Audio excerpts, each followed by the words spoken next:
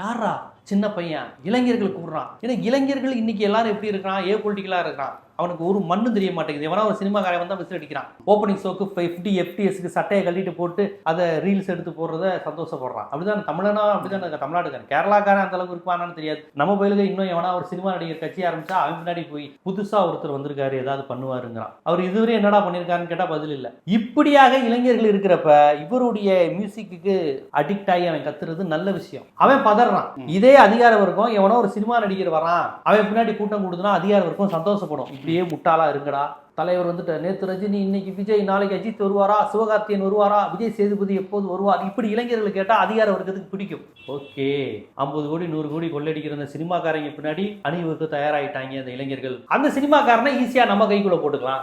அவன் யாரு, ஒரு பெரிய முதலாளி, பிறந்ததுல இருந்தே தங்க ஸ்பூன்ல வளர்ந்த நடிகர். அவன் தானே அரசியலுக்கு வரான். அவன் பாட்டாளி வர்க்க சிந்தனையோட அப்படியே மூட்டை தூக்கிட்டு அரசியலுக்கு வரான். சோ அப்படி ஒரு நடிகர் வரும்போது அதிகார வர்க்கம் அவனை கைக்குள்ள போட்டுக்கும்.